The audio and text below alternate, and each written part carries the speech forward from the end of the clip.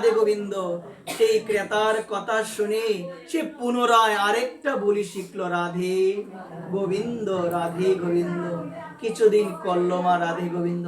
কই মা, রাধা রানীও আসে না, গোবিন্দ আসে না, কেউ তো আসে না মা, কেউ আসে না। মন দিয়ে শুনে, কেউ তো আসে না। মনে মনে চিন্তা, যে প্রথমে করেছিলাম গোবিন্দ নাম, পরে করলাম রাধারানীর নাম, কই কাউকে তো আমি পাচ্ছি, কাউকে তো আমি পাই না। এইরকম চিন্তা। কিছুদিন পরে দ্বিতীয় যে ক্রেতা, সে ভাবলো এটা আমি রেখে কি করব, আমাকে তো বিভিন্ন জায়গায় যেতে হবে, এটা আমি আবার বিক্রি করে দিই। গেল তৃতীয় ক্রেতার কাছে, সেও ছিল ভগবানের একজন ভক্ত। তার কাছে গিয়ে বলো, দেখো আমি তো অমুক জায়গায় যাব, তীর্থ দর্শনে যাব, তুমি তুমি কৃপা করে এটা তোমার কাছে রেখে দাও। সে রেখে দিল। রেখে দেওয়ার পরে সে দেখে, সেই ময়না পাখি বলে, রাধা রাধা গোবিন্দ রাধে গোবিন্দ রাধে গোবিন্দ। রাধারানীর নাম করে, গোবিন্দের নাম করে। তার কাছে গিয়ে বললো, কি গো, তুমি যে রাধে গোবিন্দ বলো, তুমি কি এটা ভুলে গিয়েছো? ওই রাধা গোবিন্দকে যদি লাভ করতে চাও, আগে আরেকজনের নাম তোমাকে করতে হবে, অন্যথায় রাধা গোবিন্দকে পাবে না। তুমি যদি তার নামটাই না করো, তুমি তো পাবে না। সে কে গো মা? ছিল গুরু মহারাজ। সবাই বলেন না রাধে রাধে। আগে বলো জয় গুরুর জয়, জয় গুরুর জয়। ওই গুরুদেবের কৃপা যদি তোমার লাভ না হয়, রাধে গোবিন্দ বললে কিছু হবে না। তুমি বলো জয় গুরু জয় গুরু জয় গুরু জয় গুরু।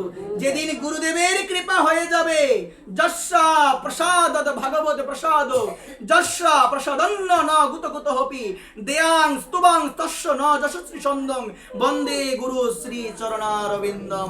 যার প্রতি আমার গুরুদেব প্রসন্ন হয়, তার প্রতি প্রসন্ন হয় আমার ভগবান। আর যার প্রতি আমার গুরুদেব অপ্রসন্ন থাকে, সেই ব্যক্তি যতই ভগবানকে ডাকুক না কেন, ভগবানের চরণ পাবে না। আগে কার কৃপা গো মা? অগ্রে প্রথমে সর্বপ্রথম শ্রী গুরুদেবের কৃপা লাভ করতে হবে। কারণ গুরু কৃপা বিনে আমার ভগবানকে তো পাওয়া যায় না। আজকে বলে দিল, তুমি জয় গুরু বলো। গুরুদেবের কৃপা না লাভ না হলে হয় না কিছু মা। চৈতন্য চরিতামৃতে বলছেন, দীক্ষা কালে শিষ্য করে আত্মসমর্পণ, সেই কালে আমার ভগবান কৃষ্ণ তারে করে আত্মসম।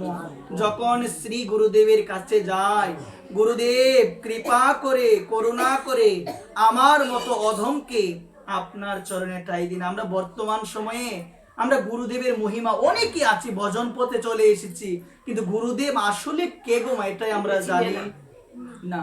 গুরুদেবের মহিমা কি কাউকে যদি বলা হয়, কি গো তোমার গুরুদেবের স্বরূপ কি, তোমার পরাৎপর গুরুদেবের নাম কি, তুমি যে এত ভজন করো তোমার পরমিষ্টি গুরুদেবের নাম কি, তুমি যে কোন পরম্পরায় তুমি আছো, অনেকেই জানে না মা। ভজন সাধন আদৌ এত সহজ নয়।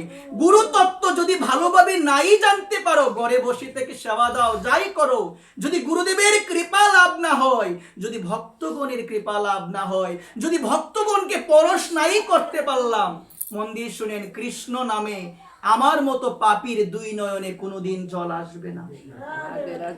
দীননাথ নামে গুরুদেবের একজন একান্ত অনুরাগী নিষ্ঠাগত এক ভক্ত, যে ভক্তর নামটা কি দীননাথ। দীন কাকে বলে গো মা? যতদিন পর্যন্ত হৃদয় থেকে হিংসা দূরীভূত না হবে, যতদিন পর্যন্ত আমার এই হৃদয়ে মা কামনা বাসনা থাকবে, ততদিন পর্যন্ত এই হৃদয়ে কোনোদিন দীনতা আসবে না।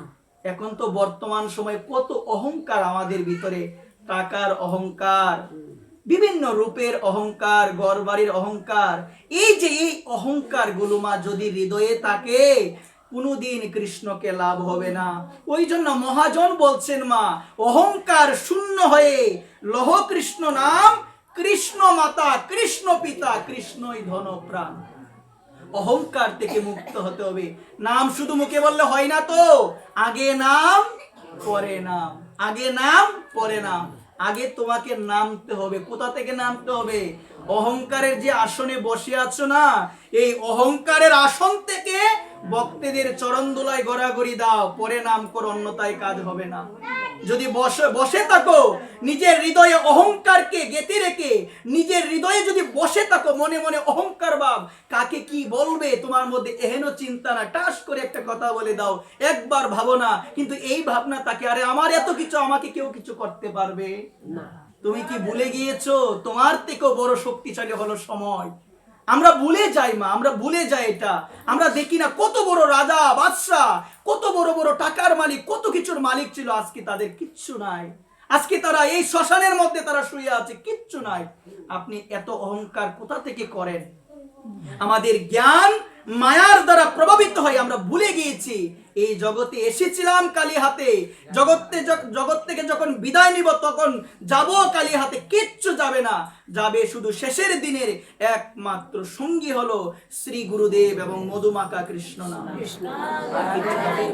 আর কিচ্ছু যাবে দীননাথ। দীননাথ, দিনের নাথ হলো ভগবান। নাথ মানে স্বামী।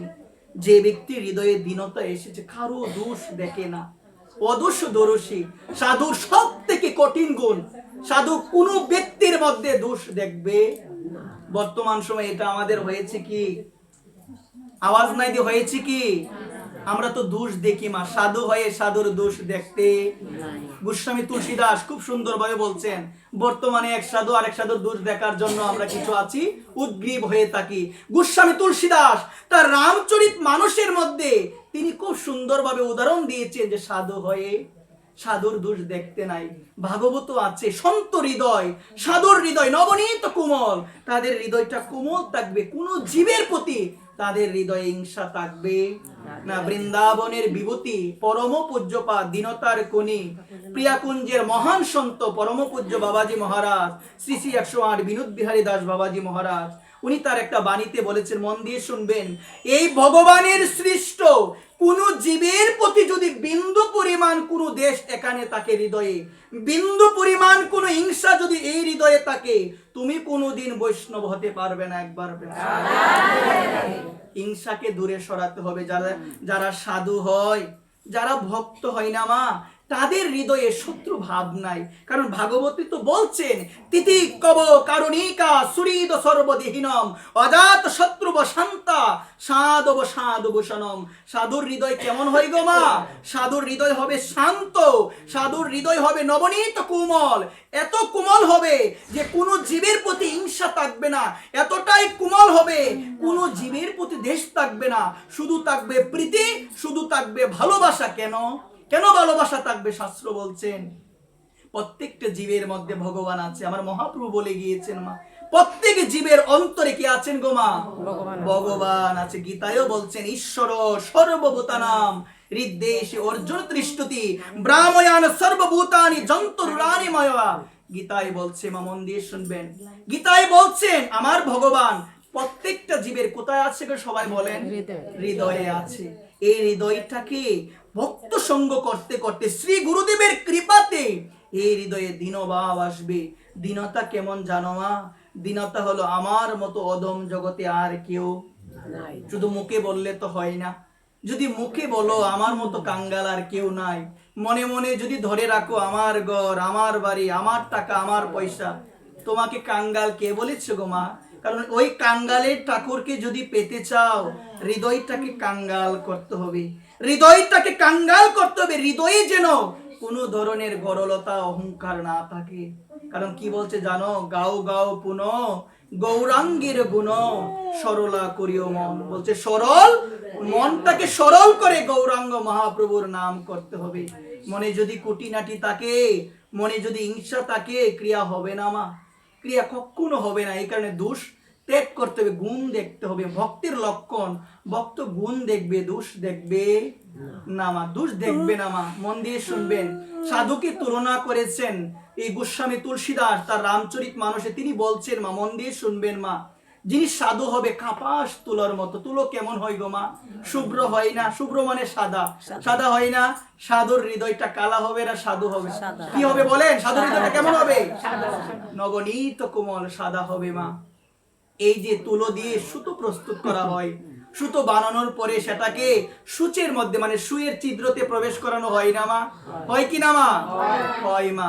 সূচের ছিদ্রটা বন্ধ হয়ে যায় সুতোটা প্রবেশ করলে। ঠিক সেই রকম ভক্ত কখনো অন্যের দোষকে প্রকাশ করবে না, অন্যের দোষকে ডেকে রাখবে। একবার মন দিয়ে শুনবেন। আর এই হৃদয়টাকে একদম সরল, একদম কি করতে হবে, দীনতা যেন আসে ওই রকম ভাবে হৃদয়টাকে প্রস্তুত করতে হবে। কারণ গুরু কৃপা বিনে, ভক্ত কৃপা বিনে হৃদয়ে কখনো দীনতা আসে না। আমার মতো অধম আর কেউ নাই, আমার মতো পাপী আর কেউ নাই, সবার ভজন হচ্ছে, আমার ভজন হয় না। ভক্ত কি বলে কি গো, আমি এমন এমন করে, আমি আরতি করি, এই করি সেই করি। ভক্ত কি বলে এগুলো? বলে বেড়াই কাউকে যে আমি এত মালা জপ করি, আমি এত এত কিছু করি? ভক্ত কাউকে বলে না। কারণ ভজন হলো গোপন বিষয়, এটা গোপনে রাখতে হয়। ভজন হলো উপলব্ধির বিষয়, সাধন ভজন কারো কাছে গিয়ে প্রকাশ করতে না। একবার প্রেম যারা প্রকৃত পক্ষে ভজন করে তারা একটাই কথা বলে, রাধারানী সবার ভজন হয় রাধারানী, কেবল আমার ভজন হয় না। সবাই ডাকছে রাধারানী তোমাকে ভালোভাবে, কেবল আমার ডাকা হলো, আমার ডাকা হলো না। গৌর আমি তোমায় ডাকতে পারলাম না ভালোভাবে। হ্যাঁ গৌর আমি তোমায় ভালোভাবে ডাকতে পারলাম না, কারণ জীবনের সারিতে হলো গৌর। এই জন্যই তো সিদ্ধ চৈতন্য দাস বাবাজি মহারাজ বলছেন, আমার সাধন হলো সারা, আমার ভজন হলো সারা, নদের চাঁদের কান্তা আমি, কান্ত আমার গোরা। সিদ্ধ বাবার বাণী, এটা মন দিয়ে শুনবেন মা। ভক্ত চরণে অপরাধ যদি হয়ে যায় মা, জীবনে কি হয় একটাবার মন দিয়ে শুনবেন মা। আমরা আমাদের জীবনে বর্তমান সময়ে বৈষ্ণব নিন্দা, সাধু নিন্দা, সাধুর দোষ দেখা, এগুলোর মধ্যে আমরা পড়ে থাকি ভজন বাদ দিয়ে মা। এই জায়গার মধ্যে আজকে সিদ্ধ চৈতন্য দাস বাবার জীবনীতে একটু যদি লক্ষ্য করেন, একটু যদি দেখেন, আপনি বুঝতে পারবেন। বাবা বলতেন, আমার সাধন হলো সারা, আমার ভজন হলো সারা, নদের চাঁদের কান্তয় আমি, কান্তয় আমার গোরা। একবার বাবা নাটুরিয়া গৌরের ভজন করতেন, মন দিয়ে শুনবেন। নাটুরিয়া গৌরের ভজন করতেন। রাত্রিবেলায় দরজা লাগিয়ে আমার সিদ্ধ চৈতন্য দাস বাবা নিজেকে প্রকৃতি বা নারী চিন্তা করতেন, আর গৌরকে নিজের স্বামী চিন্তা করতেন। নিজের কণ্ঠ পরিবর্তন করে নারীর কণ্ঠে আমার গৌরের সঙ্গে কথা বলতেন। কোন কণ্ঠে গো মা? নারীর কণ্ঠে। গ্রামের লোকজন বলা বলি করতে শুরু করলো যে সাধু বাবা দিনে বেলা সাধুগিরি করে, আর রাত্রিবেলায় তার ঘর থেকে নারীর কণ্ঠ আসে। যে করিও একদিন বাবাকে ভালোভাবে ধারণা করে কোনো কথা বলতে নাই মা। সব থেকে বড় পাপ এগুলো মা। জানলেন না, বুঝলেন না, অন্য একজনের মুখে শুনে বলে দিলেন। এটা আমাদের সমাজে বেশি হয়, এটা আমাদের সমাজে বেশি হয়। আজকে আমার সিদ্ধ চৈতন্য দাস বাবা নবদ্বীপের বাবা রাত্রিবেলায় নাটুরিয়া গৌরের ভজন করতেন, নিজেকে নারী চিন্তা করতেন, আর গৌরকে চিন্তা করতেন স্বামী। নিজেকে নারী চিন্তা করে ধ্যানস্থ হয়ে নারীর কণ্ঠে আমার গৌরের সঙ্গে কথা বলতো। গ্রামের লোকজন বলা বলি শুরু করে দিল। দিনের বেলায় সাধুগিরি করে, আর রাত্রিবেলায় তার ঘর থেকে নারীর শব্দ আসে। এই নবদ্বীপের মধ্যে তৎকালীন সময় একজন শক্তিশালী যুবক, যার নাম হলো ভীম, ভীমের কাছে গিয়ে বলল, ভীম আমরা সবাই তোমাকে পাঠাবো, তুমি রাত্রিবেলায় গিয়ে একদিন দেখবে সিদ্ধ বাবা তিনি রাত্রিবেলায় কি করে, তার ঘর থেকে নারীর আওয়াজ আসে, তুমি কি একদিন দেখবে। একদিন রাত্রিবেলায় বাবা ধ্যানস্থ হয়েছেন, ধ্যানস্থ হয়ে বাবা কথা বলছেন নারীর সুরে। বাবা আজকে আমার গৌরের সঙ্গে কথা বলছেন। যখন গৌরের সঙ্গে কথা বলছে, মন দিয়ে শুনবেন, যখন গৌরের সঙ্গে কথা বলছেন, ভীম দেওয়াল টপকে এসেছে, আসার পরে কণ্ঠটা কানে গেল। মনে মনে ভাবলো, আজকে বাবা তোমাকে ধরবো আমি, বাবা আজকে তোমাকে ধরবো, সমাজের মধ্যে তোমাকে কলঙ্কিত করব, তুমি এহেন কাজ করো বাবা। এই কথা বলে দরজার সামনে গিয়ে এমন একটা লাঠি দিয়েছে। লাঠি দেওয়ার পরে ঘরের মধ্যে প্রবেশ করে ভীমের মুখ দিয়ে আর কোনো কথা বের হয় না। ভীমের মুখ দিয়ে আর কোনো কথা বের হয় না। একদম থমকে গিয়েছেন, দাঁড়িয়ে গিয়েছেন, একদম আর কিচ্ছু বলতে পারে না। দুই চোখ তাকিয়ে তাকিয়ে দেখছেন যে আমি যেটা ভেবেছিলাম সেটা বল, ঘরে তো কোনো নারী নাই। আজকে বাবা দেনস্থ হয়ে আছেন, সামনে গৌর আছেন, ওই গৌরের সঙ্গে তিনি কথা বলছেন। কিভাবে কথা বলছেন গো? নারীর কণ্ঠে, নারীর কণ্ঠে কথা বলছে। দাঁড়িয়ে রয়েছে, কিচ্ছু বলতে পারে না, মুখ দিয়ে আর ভাষা বের হয় না। মনে মনে ভাবছে আমার জীবনে সব থেকে বড় ভুল আমি করে ফেলেছি, আমার জীবনে সব থেকে বড় ভুল আমি করে ফেলেছি। কিছুক্ষণ পরে যখন বাবার ধ্যান ভঙ্গ হয়েছে, ভীম কিচ্ছু না বলে বাবার চরণ জড়িয়ে ধরেছে, বলছে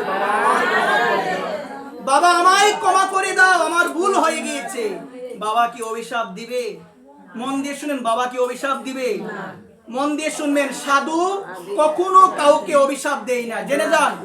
সাধু কখনো কাউকে অভিশাপ দেয় না। যারা অভিশাপ দেয় বুঝবেন এখনো ভালোভাবে সাধু হতে পারে নাই।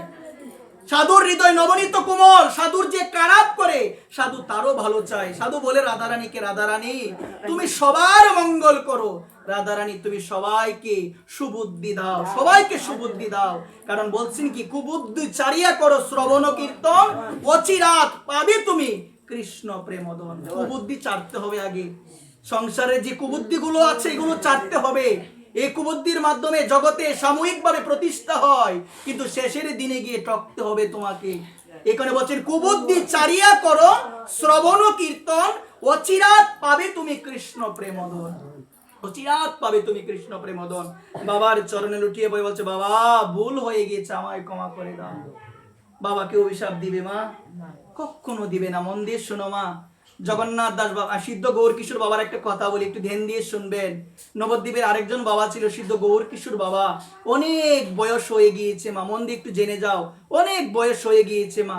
ভক্ত চরিত্র জানতে হয়। বর্তমান সময়ে তো আমরা কিছু মানুষকে দেখার পরে ভক্ত বিচার করি। তুমি ভক্ত দেখতে চাও, তুমি যাও নবদ্বীপে, যাও তুমি বৃন্দাবনে, যাও তুমি পুরীধামে, তোমার হৃদয় দিয়ে, তোমার হৃদয় একদম ফেটে যাবে এইরকম চরিত্র দেখলে, ভক্তদের এইরকম স্বভাব দেখলে তুমি গলে যাবে। এইরকম ভক্তদের চরিত্র হয়।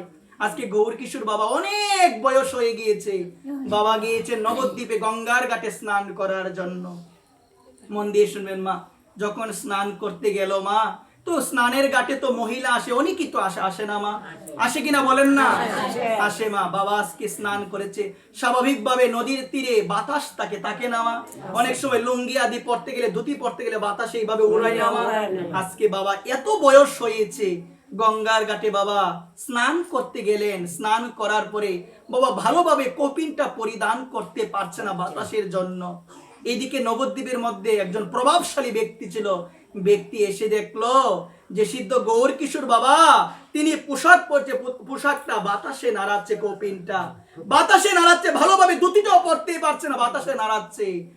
তৎকালীন সময়ে তখন সে ছিল প্রভাবশালী ব্যক্তি, তো বাবার কাছে গিয়ে বললেন, আপনি ঘাটে এসেছেন নোংরামি করার জন্য, এদিকে মহিলারা এসে স্নান করার জন্য, আপনি নোংরামি করার জন্য এসেছেন। এই কথা বলার পরে গৌর কিশোর বাবা হাত জোর করে বলল, মন দিয়ে শুনে যান, বললেন আমি তো পারছি না বাতাসের জন্য। বলছেন আমাকে বুঝাতে হবে না, আমি কি জানি না এখানে মায়েরা আছে, আপনি নোংরামি করার জন্য এসেছেন? এই কথা বলে বাবা টাস করে বাবার গলে একটা চল। বৃন্দাবনের মধ্যে অনেক সন্ত আছে, অনেক সাধু আছে, কিন্তু বৃন্দাবনের মধ্যে তিনজন বাবার উপরে কেউ নাই। তিন বাবা প্রধান, এক হলো সিদ্ধ গৌর কিশোর বাবা, এক হলো জগন্নাথ দাস বাবাজি মহারাজ, এক হলো আমার বংশীদাস বাবাজি মহারাজ। সেই সিদ্ধ গৌর কিশোর বাবাকে চর মেরেছে, একটা শব্দ বলে নাই, বলছে আমারই ভুল। সাধু তো আমরা বলি মুখে মুখে, সাধু তো আমরা বলি যে আমি সাধু, সেই সাধু। একটু জেনে যাও, কিচ্ছু বলবেন, অপমান করবে, সাধু ভাববে এটাই আমার পরম মঙ্গল স্বরূপ, এটাই আমার জন্য আশীর্বাদ। সাধুকে খারাপ গালি দিবে। আমার বিনোদ বাবা বলেন, যদি ভগবানকে লাভ করা তোমার জীবনের একমাত্র উদ্দেশ্য হয়, অন্যের দেওয়া গালিকেও তোমার আশীর্বাদ বলে মনে হবে একবার। অন্যের দেওয়া গালি। আর আমরা তো বর্তমানে চাই অমুক বাড়িতে সম্মানটা বেশি, অমুক বাড়িতে যাবো, ওর বাড়িতে সম্মান নাই, যাবো না। ভাবি না অনেক সময় পূজ্যশ্রী বাবা মহারাজ শ্রী 108 বিনোদ বিহারী দাস বাবাজি মহারাজ বলছে, যেখানে সম্মান হয়, যেখানে গেলে প্রশংসা বেশি হয়, সেখানে যেও না তুমি। আর যদি কেউ তোমার প্রশংসা করে তৎক্ষণাৎ কানে হাত দাও, কারণ প্রশংসা শুনলেই হৃদয়ে অহংকার আসে না মনে? কি আসে কিনা বলেন না? আসে। অহংকার আসবেই আসবে। প্রশ্নটা শুনলে বলছেন যেখানে নিন্দা হয়, যেখানে সমালোচনা হয়, কান পেতে শোনো নিন্দাগুলো। নিন্দা শুনলে মনে হবে আমার এই দোষ, আমি এখনো ভালো হতে পারলাম না, আমি এখনো ভালো হতে পারলাম না। শুনো, বাবা বলছে যেখানে অপমান হয় সেখানে যাও, সেখানে গেলে নিজের ত্রুটিটা ধরা পড়বে। আর যে তোমাকে অপমান করে সেই হলো তোমার পরম বন্ধু। একবার প্রেম এটা জানা প্রয়োজন। যারা ভজন পথে এসেছেন, যারা ভজন করছেন, এই বাক্যগুলো যদি হৃদয়ে নাই থাকে, মন দিয়ে শুনবেন, কোনোদিন কৃষ্ণের চরণ প্রাপ্ত করা যাবে, কোনোদিন পাওয়া যাবে না। মা আজকে একটু জেনে যাও এই জায়গার মধ্যে, বাবা কি চর মারলো? বাবা কিছু বলেছে কি? মা বলেন না কিছু বলেছে? কিচ্ছু তো বললো না মা।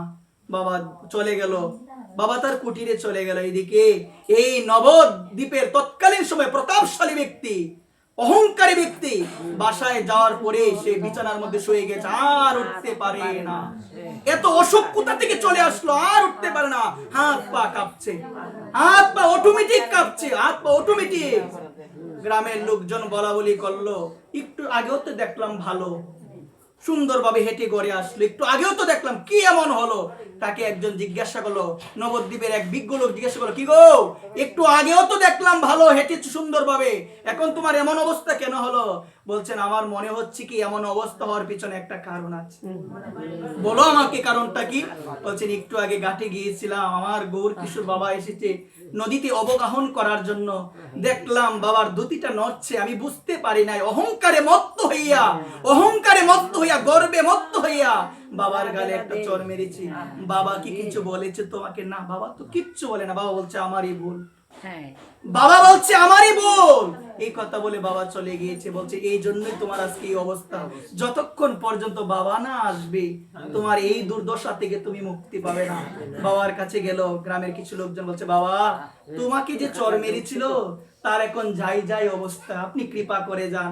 বাবা কি বলতে পারতো না আমাকে এত বড় অপমান করলো, ওর বাড়িতে যাবো না, ওর শাস্তি পাওয়া দরকার? পারতো কিনা? আমি হইলে বলে দিতাম, আমি হইলে বলে দিতাম যে আমাকে এত বড় চট্টা মারলো, আমাকে এত বড় অপমান করলো, সে মারা গিয়েছে, সে মারা যাক, ভালো কথা, সে মারা গেলেও আমি দেখতে যাব না। এরকম স্বভাব আমাদের। মা স্বভাব না এরকম আমাদের? বাবা বলছে চলো তাড়াতাড়ি চলো, তাড়াতাড়ি চলো। বাবা তাড়াতাড়ি করে রওনা দিয়েছে। তাড়াতাড়ি করে রওনা দেওয়ার পরে তার বাড়িতে এসলো, এসে কাছে বসেছে। তার চোখে জল। কার গো চোখে জল? দুইজনের চোখে আজকে জল, বাবারও চোখে জল, তার চোখে। সাধু তো তাকেই বলে যে সকলের দুঃখে কাঁদে, সকলের দুঃখের মধ্যে কাঁদবে, সকলের দুঃখের মধ্যে কাঁদবে এবং সকলের হাসির মধ্যে সেও আনন্দমত্ত হয়ে থাকবে। একবার আপনি দুঃখ পাচ্ছেন, সাধু কি তখন হাসবে? সাধুর মধ্যে অটোমেটিক দুঃখ আসবে। এটা কি সাধু বলে?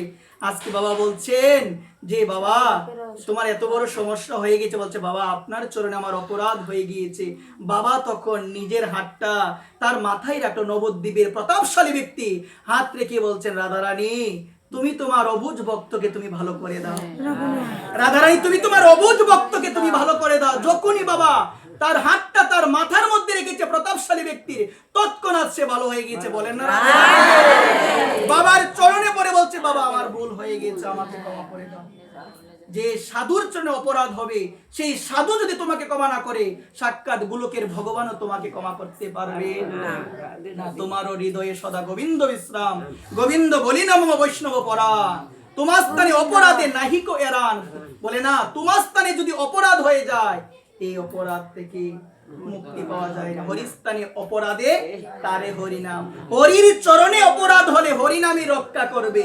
তোমার স্থানে মানে বৈষ্ণবের স্থানে, বৈষ্ণবের চরণে যদি অপরাধ হয়ে যায়, বৈষ্ণব যদি ক্ষমা না করে, কখনো তুমি মুক্তি পাবে। সবাই বলো রাধে রাধে। দীননাথের কথাটা শুনে যাও, শেষ করে দিব। আজকে দীননাথ তার মনের একান্তে সর্বদা ভগবানকে ডাকে। এক সময় ওই দীননাথ, মন দিয়ে শুনবেন, গুরু ভক্তের প্রকৃষ্ট উদাহরণ, গুরু ভক্তের অন্যান্য উদাহরণ মন দিয়ে শুনবেন। চৈতন্য চরিতামৃতে বলছেন দীক্ষা কালে শিষ্য করে আত্মসমর্পণ, সেই কালে কৃষ্ণ ভগবান তারে করে আত্মসম। কৃষ্ণ ভগবান তখনই আমাদের গ্রহণ করে যখন গুরুদেবের চরণে আমরা আত্মসমর্পণ করি। মা বলেন না কার চরণে গো? গুরুদেবের চরণে যখন আত্মসমর্পণ করি। আজকে দীননাথ গুরুদেবের চরণে গেল, আত্মসমর্পণ করে বলছে, গুরুদেব আপনি কৃপা করে আমার মতো অধমকে আপনি আপনার চরণে ঠাঁই দেন, আপনি কৃপা করে ঠাঁই দেন, কারণ গুরুরূপ কান্ডারি বিনে ভব নদী পাড়ি দেওয়া যাবে না। ওই দীননাথের ছিল এক ছেলে, এক মেয়ে, এবং ছিল একজন সুদক্ষ কৃষ্ণ ভক্ত, রাধারানীর একান্ত অনুরাগী ভক্ত। দীক্ষা নিল মা। দীক্ষা নেওয়ার পরে গুরুদেবের চরণে প্রণতি নিবেদন করে গুরুদেবকে বলেছিল, বাবা আপনার জন্য আমার এই নিবেদন, আমি গঙ্গার নিকটে মন দিয়ে শুনবেন, ছোট্ট একটা কুটির জ্বর জাপটি দিয়ে কুটির বানিয়ে সেখানে আমি থাকি বাবা, আপনি কৃপা করে আপনার চরণধুলি আমার সেই কুটিরের মধ্যে একদিন আপনি দিবেন। বাবা বললেন যে বাবা তুমি যাও, তুমি গিয়ে ভালোভাবে ভজন করো। ভজন কে শিখাই গো মা? গুরুদেব। ভালোভাবে ভজন করো, রাধারানীকে ভালোভাবে ডাকো, আমি কথা দিলাম একদিন আসবো তোমার দুয়ারে, আমি একদিন আসবো তোমার দুয়ারে। এভাবে আসার পরে গুরুদেবের কথা মেনে, গুরুদেবের কথাটা হৃদয়ে লালন করে পালন করে প্রতিদিন ভগবানকে ডাকে, প্রতিদিন ভগবানকে ডাকে। অনেক দিন হয়ে গেল। একদিন সে যখন ঘরের বাইরে গিয়ে গঙ্গার নিকটে গিয়ে ভগবানকে ডাকছে, হঠাৎ তার দৃষ্টি পড়ল এই গঙ্গার মধ্যে গুরুদেব আসছে নৌকার মধ্যে করে। সবাই বলো না, সবাইকে ডেকে বলছেন, স্ত্রী পুত্র পরিজন সবাইকে ডেকে বলছেন, দেখো দেখো কি আসছে, আমার গুরুদেব আসছে। গুরুদেব কথা দিয়েছিল, আমার গুরুদেব আসছে। আজকে আনন্দের তো আর সীমা নাই, আনন্দের আর সীমা নাই। আমার গুরুদেব কৃপা করে আমার মতো পাপীকে তরাইবার জন্য আজকে গুরুদেব আসছে, আমার মতো অধমের শ্রী অঙ্গনে আসছে গুরুদেব। এর মতো আনন্দ আর কিছু নাই। গুরুদেব এসেছেন, গুরুদেবের চরণে লুটিয়ে পড়ে গুরুদেবকে বুলন্টিত দণ্ডবত প্রণাম নিবেদন করেছে। একে একে সবাই প্রণাম করলো। প্রণাম করার পর বলছেন, দীননাথ বাবারে এই গড়টা কার রে বাবা? মন দিয়ে শুনবেন, এটা তো আমার গড় না মা। বলি না অনেক সময় আমার গড়? শুনো মা, আজকে জিজ্ঞাসা করলো, বাবা এই গড়টা কার রে? বলছে, গুরুদেব এটা আপনার গড়। বলছে, এটা যদি আমার গড় হয়, গড়ের মধ্যে যাবতীয় যত জিনিস আছে সমস্ত কিছু তোরির মধ্যে উঠিয়ে দিয়ে আমি নিয়ে যাই, আমি নিয়ে চলে যাব, সমস্ত কিছু আমি নিয়ে চলে যাব। সমস্ত কিছু তুলে দিল, গড়ের মধ্যে যা আছে সমস্ত কিছু সবাই মিলে সাহায্য করে তোরির মধ্যে তুলে দিল। বলছে, বাবা এই ছেলেটা যে দেখতে পাচ্ছি এটা কার ছেলে রে বাবা? বলছে, গুরুদেব এটা তো আপনারই ছেলে। বলছে, আমার যদি ছেলে হয় দিয়ে দে আমার কাছে। মেয়েটা কার? বলছে, গুরুদেব আপনারই মেয়ে, দিয়ে দে। বলছে, ওই যে মাকে দেখতে পাচ্ছি কৃষ্ণ সেবা করছে, কৃষ্ণ ভক্তি মা, ওই মাটা কার? বলছে, এটাও আপনারই জন্ম, এটাও দিয়ে দে আমাকে। দিয়ে দিল। বলছে, আমি চলে যাই তাহলে বাবা? বলছেন, হে গুরুদেব আপনি চলে যান। সমস্ত কিছু নিয়ে চলে যাচ্ছে। চলে যখন যাবে গুরুদেব, নৌকার মধ্যে উঠে গিয়েছে, নৌকা ছেড়ে দিয়েছে, ভূমির মধ্যে পরে গড়াগড়ি দিতে লাগলো। ভূমির মধ্যে পড়ে গড়াগড়ি দিতে লাগলো। কি কান্না! এই ভূমির মধ্যে পড়ে, গঙ্গার নিকটে পড়ে সে ক্রন্দন করতে লাগলো, কান্নাকাটি ভূমির মধ্যে পড়ে গড়াগড়ি দিতে শুরু করলো। এইদিকে গুরুদেব দেখলো আমি যখন নৌকাটা ছেড়ে দিলাম সে ক্রন্দন করছে, কান্নাকাটি শুরু করে দিয়েছে। আবার বলছেন মাঝিকে, মাঝি রে নৌকাটা একটু আবার নিয়ে যাই তো ওর কাছে। নিয়ে গেল, নৌকা আসলো। দেখো আসার পরে বলছে, কিরে বাবা কাঁদছিস কেন? তোর বউকে, ছেলেকে, মেয়েকে ঘরবাড়ি নিয়ে যাচ্ছি ওই জন্য কাঁদছিস? বলছে, না বাবা। তাহলে কাঁদছিস কেন? বলছে, বাবা আমার বিষয় বাসনা, গড় বাড়ি স্ত্রী পুত্র পরিজন সবার জায়গা হলো আপনার তরিতে, আমার মতো অধমের মতো জায়গা আমি এই জন্য কাছে সবার জায়গা হয়ে গেল, আমার জায়গা হলো না গুরুদেব। আমার যদি জায়গা না হয় এই ভব নদী তো আমি পাড়ি দিতে পারবো। এই কথা যখনই বললো সঙ্গে সঙ্গে গুরুদেবের মধ্যে সেই দীননাথ কৃষ্ণকে দেখতে পেল মা। এটাই গুরু ভক্তি, সমস্ত কিছু গুরুদেবের। এখানে যারা গুরুগত প্রাণ, শ্রী গুরু কৃপাহি কে বলম, শ্রী গুরু কৃপাহি কে বলম, কিচ্ছু জানি না, সব জানে আমার গুরুদেব। এই গড়বাড়ি কার? এখানে আসলে বলবো গুরুদেবের, ঘরে গেলে বলবো আমার ঘর। এটাই আমাদের সমস্যা, আমরা মন থেকে মানতে পারলাম না। ভাগবত কথা এখানে বিশ্রাম দিব। বিশ্রাম দেওয়ার পূর্বে আজকে উপস্থিত হয়েছেন আমার গৌর অনুরাগী সকল কৃষ্ণ ভক্ত মায়েদের চরণে আমি অধম নরাধম কাঙ্গাল নিবেদন করে বলছি, মা এখনো সময় আছে মা, সংসারের কেউ যাবে না মা, একটা বিন্দু পরিমাণ কানা করেও আপনি নিয়ে যেতে পারবেন না এখান থেকে মা। শেষের দিনে একমাত্র সাথী হবে এই হরিনাম, এখনো সময় আছে মা। পাখিরে যে নাম লোয়াইলে লয়, সারি সুখ আদি কত। ময়নাকে যদি বলো ও ময়না, একবার বলো না গো হরি বল, ময়না বলে হরি বল। আর আমার মতো পাপিকে সাধুগুরু বৈষ্ণব বারবার ডেকে বলে একবার বলো হরে কৃষ্ণ, আমি বলি সংসারটা আগে। তাহলে পশুর থেকেও আমি আরো নিকৃষ্ট। পাখিরে যে নাম লোয়াইলে লয়, সারি সুখ আদি কত। সারি বলেন, ময়না বলেন, সবাই বলে হরে কৃষ্ণ। তাদেরকে বলালেই বলে, আমাকে তো বলে সাধুগুরু বৈষ্ণব, যেতে যেতে যায় বলে একবার বলো মা রাধে রাধে। আমি বলি কি জানো, আর আমরা বলি একই কথা, বাবা ছেলে আছে, মেয়ে আছে, সংসার আছে, রান্না করতে হয়, এগুলো করতে হয়, সেগুলো করতে হয়। অজুহাতের আর সীমা কি গো? তোমার এই অজুহাত দিয়ে একদিন কি তুমি মৃত্যু থেকে বাঁচতে পারবে? অজুহাত দিয়ে একদিন কি তুমি রক্ষা পাবে? কিচ্ছু পাবে না। সেদিন দরকার কেবল হরিনাম, সেদিন সাথী হবে কেবল গুরুদেব। সময় থাকতে গুরু ভজন করো রে মন, গুরু ছাড়া তোমার আর কোনো গতি নাই রে মন। সবাই বলো রাধে নিতাই।